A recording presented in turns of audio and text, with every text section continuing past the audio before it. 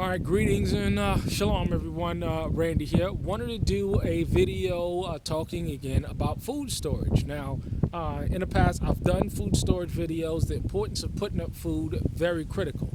And definitely when you are moving onto a homestead, community, whatever you want to make sure that you have food stocks. But in addition to that, you want to make sure that you're growing your own food. As you see that big 30 by 96 greenhouse in the back around, this will allow us to be able to grow all our own food, and sometimes year round, well into the winter, and be self-sufficient. Because the whole name of the game is self-sufficiency, to be able to grow your own food, to grow your own livestock, to grow, to have your chickens free range, and to get your own eggs. The idea is self-sufficiency. However, the important thing also to realize is that you may be in a situation where you can't grow your own food, or in a situation where you may have hard times, and you don't have the income, to buy food or whatever. So the name of the game is that you want to stock up on your food storage. Food storage is very important. Mylar bags, things of that nature. But at the end of the day, food storage does go bad. Now, when I first came to the knowledge of what was going on in this wicked-ass country, the name of the game was to ensure that, I could provide, food, for my family, in addition to, what the scripture says, food, clothing, conjugal rights, you know what I'm saying? You ain't beating shit out of your wife, whatever this and the third. But the idea is that you want to make sure that you're providing what you need to secure your family. And one of the things that I realized as well is that, in addition to growing my food, I wanted to have a very large food storage system in place so that just in case, there's a collapse or something like that, and you don't want to be spending your time growing food. You want to be spending time on security and making sure that your perimeter is covered. So, one of the things that I did was go out and buy massive amounts of food of food storage. Not only that I can help out and cover myself, but any else who don't have the ability to do so. So, what I have here is good examples of chunky beef stew. You have mandarin orange, things of that nature from Del Monte. But a lot of this stuff I purchased a while ago. It has expiration dates on it. This one is 2015. And a lot of stuff, it has old expiration dates on it. So what do?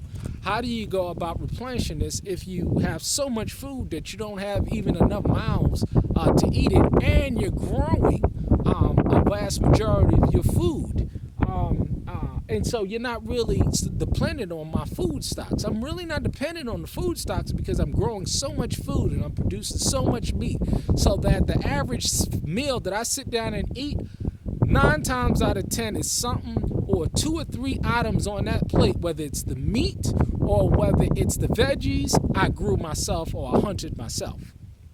And this is going into year 3. I mean, that's just phenomenal progress right there, where you're able to eat what you grow and what you produce at such a quick turnaround time. But what are you going to do with these food stocks? Now, what I noticed, I'm a penny pinching person. If there's a way of saving $1, I'm going to find it. I'm going to find it. You know how I do. But the idea is that, Walmart and stuff will take this stuff back. So if you have expiration dates on it, take it back to Walmart. Take it back to Sam's Club. Just like I did that video with taking tools back to Lowe's with that UPC code on it. It's all done by the UPC code. Those codes or those barcodes on it. It doesn't matter what store you purchased it from. You can go ahead and take it back, get a credit, and then buy the new product with the expiration date way out into the future.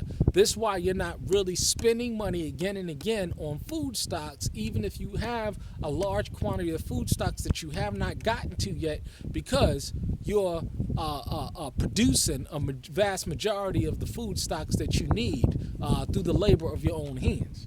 This is an excellent way of going about replenishing your food stocks without spending any money. Go and take this stuff back.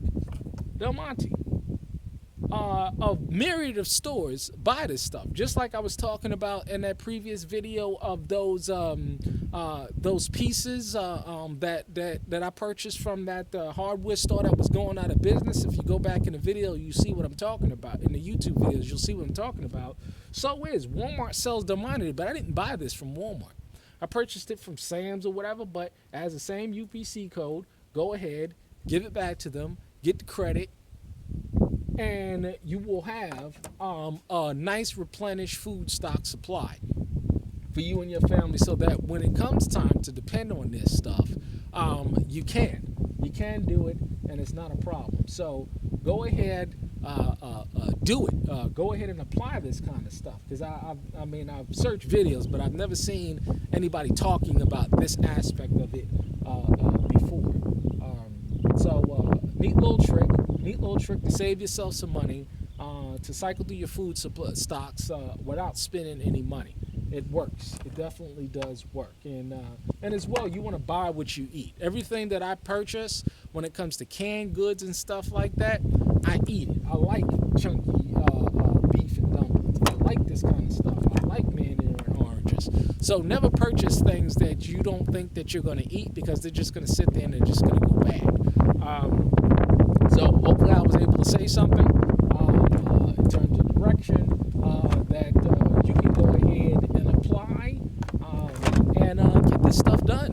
And I'm going to be doing a couple more videos when it comes to, the kind of things that I think that it would be a good idea for you to purchase long term. For a good example is spices. I stack up on spices. Spices are so key and critical. I got crates and crates and crates of spices. But that's just one example of things that you want to stock up on that you can't grow and that you can't produce yourself. But that's it. Go and not just be a hearer, but a doer. Shalom.